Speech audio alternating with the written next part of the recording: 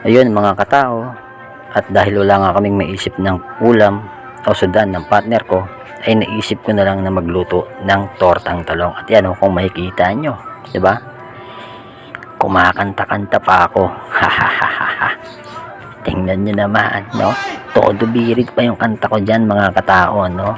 Dahil yan ang aming sudan ngayon, ang piniritong talong, di ba? Kita nyo naman, Sana all. Talaga naman, todo birit ako dyan, di ba?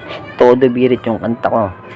Dahil may hawak ko kung microphone na kulay violet ang talong. At yan nga guys, no? Siyempre, masakit na ng litid ko sa liig. Hiniwa ko na siya. Kasi naman, ano na yung leg ko eh. Masakit na eh. Tumataas na yung litid ko. Baka pumutok yung ugat ko sa leg eh. Kaya hiniwa ko na yung Totoo talong. yan. O, diba? Bola lang yan. Kita nyo naman guys, no? Mga katao, no? Ang sudan for today is piniritong talong lang dahil yan din ang request ng aking partner, di ba? Kaya sundin na lang muna natin dahil nagsasawa na raw siya sa baboy, manok, baboy, manok, baboy, manok. Hindi, sa totoo lang talaga ako gusto ko lagi yung ganun. Manok, baboy, pero dahil nagsasawa na nga kami, ito muna ang aking sudan for today, ang piniritong talong mga katao. Diba, tamang hiwa lang siya ako dyan, diba? Kesa naman iba mahiwa ko, yung talong na lang hihiwain ko. What? Diba? Kesa naman daw yung talong ko hiwa-hiwain Bro, what ko. are you Shit, talking about, mawawalan man? ako ng kaligayahan. O, diba mga katao yan, no? Gagamitan natin yan ng magic. Alright, no, diba? May kasamang hotdog pa yan mga katao, diba?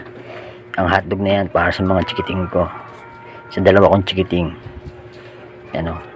Nagpainit tayo ng kawali at syempre, lalagyan na natin ng used oil galing sa aking Mio Sporty. Pinag-change oilan ko yan. Gagamitin ko pamprito.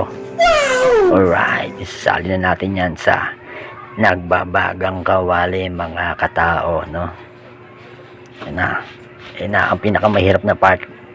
Kailangan natin maging warrior kasi baka taliskan tayo ng kumukulong langis ng motor.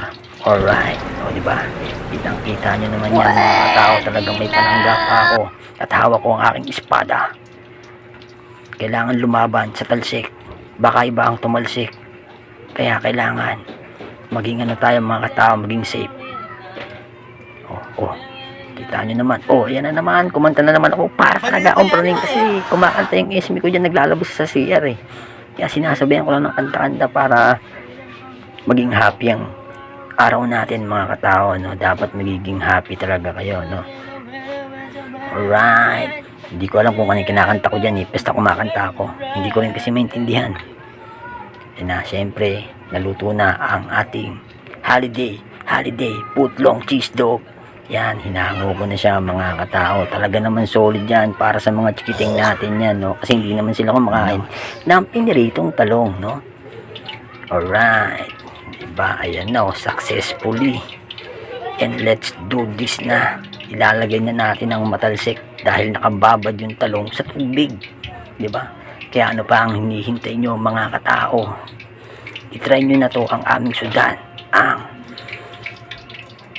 fried eggplant. Alright, in English ko na fried eggplant. Inulit ko, fried eggplant. Ayun na. Magiging isang warrior na naman ako dito mga katao. Kita nyo naman, pinapakita-kita ko pa. Isa-isang piraso lang ang lagay kasi pag madami, pakatalsikan ako. Shit, magkakaroon ako ng mga ano-ano sa katawan. Sugat-sugat na maliliit. Diba?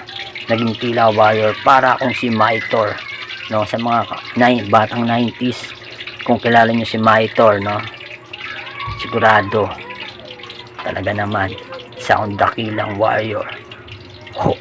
Diba? Kinamay ko na kasi nakakangalay eh, gumamit ng espada, pero always safe dahil meron pa rin akong panangga dahil isa talaga akong warrior. At ito na nga mga katao, syempre nakaluto na tayo ang ating first batch. Hanguin na natin yan, no? Papatinigin muna natin para malaglag ang mga excess oil. Diba? Solid ng ating piniritong eggplant. At ito na mga tao, finish na ang aming sudan, no? Meron kaming sausawang toyong may sili, kalamansi, hotdog, and syempre meron pang bagoong alamang. Kaya ano pa ang hinihintay nyo mga tao? Kain na tayo.